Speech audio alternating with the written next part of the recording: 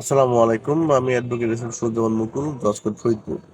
একটা বিষয় শেয়ার করতে চাচ্ছিলাম। কয়েকদিন ধরে মনের মধ্যে খুবই অনুশোচনায় ভুগছিলাম। ভাবছিলাম এই ব্যাপারটা নিয়ে কথা বলবো না, কিন্তু না বলে আসলে আমার নিজের কাছে নিজেই আমার ভালো লাগতেছে না। যেটা শেয়ার করতে সেটা হলো, আপনারা দেখবেন সরোয়ার্দী উদ্যানে পুলিশ কিছুদিন আগে রেড দিয়েছিল। সেখানে একটি খুবই সুন্দর তরুণ বয়সী একটা ছেলে আম, দৌড়ে আসে, পুলিশ সামনে পড়ে, কিন্তু তাকে সার্চ করার পর পুলিশ কিছুই খুঁজে পায় না। পরবর্তী সে যাওয়ার সময় পুলিশ তাকে করজোড়ে একটা থাপ্পড় মেরে তাকে বিদায় দেয়। এইখানে আমার আপত্তির জায়গা, আমার বক্তব্যটা এইখানেই। আজকে যে ছেলেটাকে পুলিশ আপনি থাপ্পড় মারলেন, সে তো একজন তরুণ, এই দেশের ভবিষ্যৎ, এই দেশের নাগরিক, এবং এই দেশের মালিকানায় তার অংশ আছে। সে বলতে গেলে দেশের একজন মালিকও।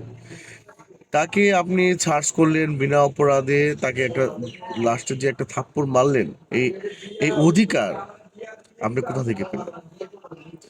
আজকে এই 2026-এ এসে দাঁড়িয়ে আপনাকে এই কথা ক্লিয়ার অবশ্যই করতে হবে যে আপনার এই অধিকার আপনি কোথা থেকে পেলেন। এই ছেলেটার একটা সংসার আছে, মানে তার পিতা মাতা আছে, তার প্রেমিকাও থাকতে পারে, এবং তার অভিভাবক বন্ধু বান্ধব আছে।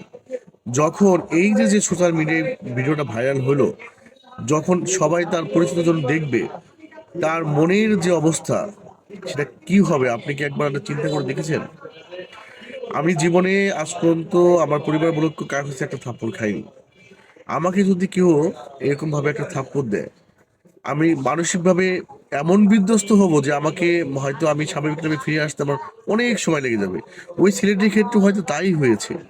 একটা রাষ্ট্রের কি অধিকার আছে যে একটি নিরপরাধ ছেলেকে এইভাবে যাওয়ার সময় একটি থাপ্পড় দিয়ে বিদায় করা? এইটা কি রাষ্ট্রের পক্ষ থেকে পুলিশের উপহার? যদি উপহার হয়ে থাকে, তাহলে আপনার প্রত্যেকটি ঘরে ঘরে যান, সবার গালে একটা করে থাপ্পড় মেরে আসুন। আর যদি এটা আপনার অধিকার না হয়ে থাকে, দয়া করে এই ধরনের আচরণ বর্জন করুন, এবং আপনি একটা পেশাদার পুলিশ হওয়ার চেষ্টা করুন, জনবান্ধব পুলিশ, যে পুলিশ আমরা চাই, যে পুলিশ দেখলে আমরা স্বস্তি পাবো, যে পুলিশ দেখলে আমরা নিরাপত্তা আমরা নিশ্চিত হবে, যে পুলিশ দেখলে আমার মন থেকে সম্মান আসবে। আমি আপনাকে সম্মান করতে চাই, সম্মান করার মতো একজন পুলিশ চাই। আসসালামু আলাইকুম।